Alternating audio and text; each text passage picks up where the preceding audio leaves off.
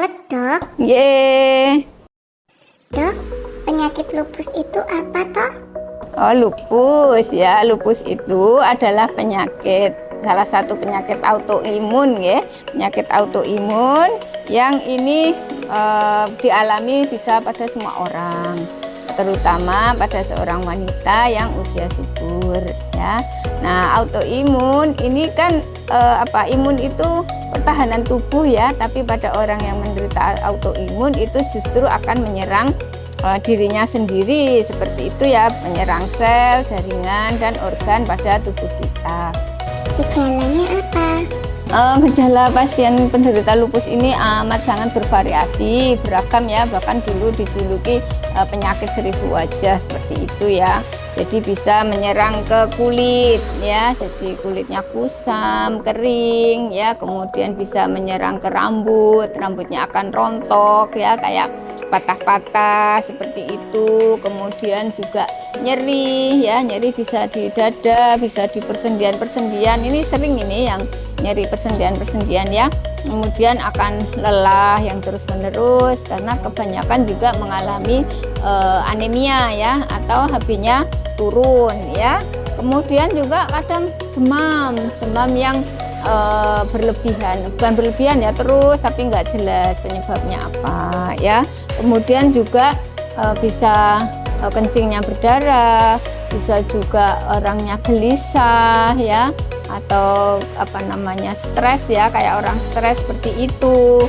Kemudian berat badan turun juga bisa, sakit kepala yang berkepanjangan seperti itu ya. Jadi memang amat sangat beragam, variasinya banyak sekali seperti itu. Nah, kemudian kapan kita perlu ke dokter ya, kalau apa yang dirasakan tadi ada yang berat gitu ya, misalnya rontoknya berat ya, rambutnya nyeri, sendinya sampai nggak tertahan ya, kemudian mungkin ada kaki yang bengkak ya, nah seperti itu.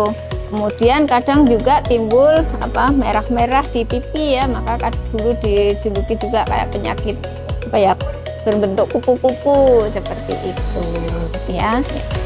Siapa saja yang bisa terkena penyakit lupus? Penyakit lupus ini penyebabnya belum bisa dipastikan ya, jadi memang tidak jelas ini penyebabnya apa gitu ya.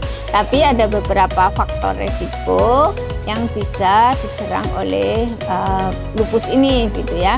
Yang pertama adalah wanita ya, itu lebih banyak penderitanya dibandingkan yang laki-laki, meskipun laki-laki juga ada ya. Kemudian usia subur ya, sekitar 15 sampai 45 tahun ya. Kemudian ada faktor genetik ya, jadi ada keluarga yang mempunyai sakit autoimun yang lain. Nah, selain itu ada beberapa hal yang mungkin bisa memicu untuk lupus ini muncul gitu ya. Paparan sinar matahari yang berlebihan ya, kemudian kebiasaan merokok ya, ada kena infeksi sesuatu ya, biasanya infeksi virus ya, sitomegalovirus ya, Epstein-Barr seperti itu. Kemudian juga obat-obat tertentu ya, ini bisa. Kemudian mungkin beberapa bahan kimia ya, seperti merkuri, nah ini kadang ada di bahan kecantikan ya, kemudian silika. Apakah di RSUD Insinyur Soekarno bisa merawat pasien dengan penyakit lupus? Untuk penyakit lupus ini kan pengobatannya ada dua macam ya, dengan steroid dan imunosupresif. Nah, kalau yang cukup dengan steroid di rumah sakit RSUD bisa ya, tapi kalau yang memerlukan imunosupresan atau imunosupresif itu harus ke rumah sakit yang bisa melayani dan menyediakan obat-obat tersebut ya. Apakah dokter punya pesan untuk masyarakat dalam rangka Hari Lupus Sedunia? Peringatan Hari Lupus tahun 2023 itu mengambil tema Make Lupus Visible ya, yang bertujuan untuk meningkatkan kesadaran masyarakat tentang diagnosis lupus ya, kemudian kondisi psikologis, sosial, dan ekonominya. Nah, mari kita memberikan semangat hidup dan semangat sehat yang harus segera digelorakan. Ya, kita support penderita-penderita lupus ya, karena kami ada bersama kalian ya. Selamat Hari Lupus tahun 2023.